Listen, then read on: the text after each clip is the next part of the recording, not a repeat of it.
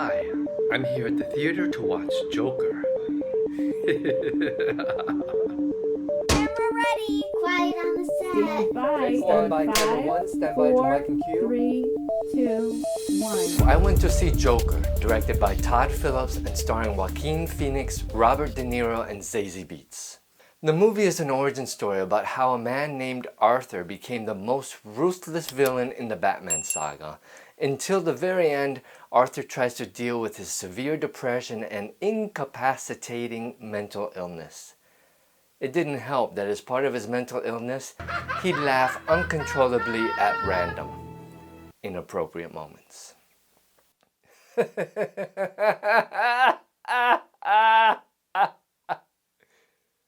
Like that. The script slowly develops themes of anger and revenge, of Arthur wanting to reconcile who he is as a person with how others view him. Can you please stop bothering my kid? Sorry. At times there are violent acts that seem justified, like when Arthur fights back against the three men in the subway. What's so funny? Freak! Other times violent acts are clearly unacceptable, such as when he stabs a man in his apartment. And that raises one of the main controversial aspects of this film. Some activists say the realistic nature of the movie could inspire people to commit violent acts, especially since our real-life experience of national politics has made for a tense, if not polemic, atmosphere. As Arthur asks his therapist, "Is it just me? Or is it getting crazier out there?" It's as if the director and script writers are drawing a direct parallel with real-life current events.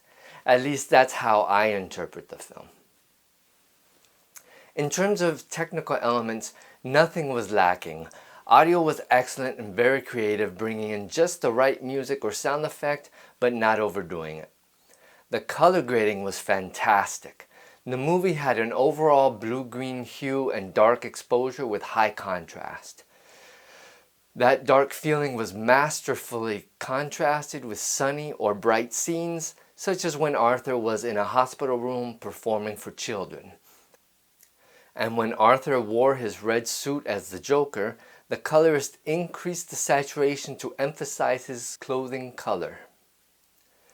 I could also tell the colorist isolated parts of various clips to make the actors pop more out of the background. By far the most interesting element of the entire film is Joaquin Phoenix's superb acting. He could ironically show hidden emotion.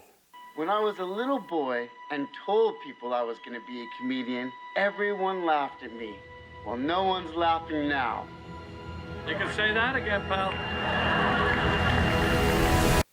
And the way he built up the Joker character from a random unknown person to someone who accidentally becomes the leader of a movement in the fictional Gotham City was extraordinary.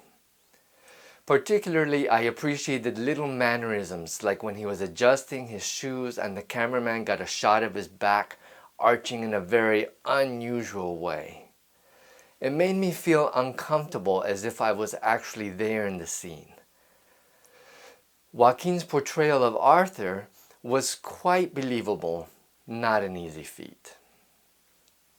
I give this film a rating of 10 stars. The script, Joaquin's performance, and all the technical elements successfully led to what director Todd Phillips described in a Vanity Fair interview as an unsettling tone. Phillips said he's proud of this film because it shows a slow ramp up into insanity. The video with Phillips is linked below. To top it off, the ending of the movie is confusing because, spoiler alert, it's hard to figure out what Arthur really experienced versus what he imagined. Ultimately, I left the theater questioning how I felt about the Joker. Should I sympathize with him or chastise him? I know many don't like this film. I've seen harsh reviews saying that the script was too predictable, for instance. Others fear that it could incite violence. Though I understand those concerns, I still was impressed by the movie and I highly recommend it. I can only hope that people act responsibly and appreciate the film for what it is, a creative masterpiece. Be sure to check out the other videos and sources linked below, which include interviews with Joaquin Phoenix and Todd Phillips. Thanks for watching. Ciao.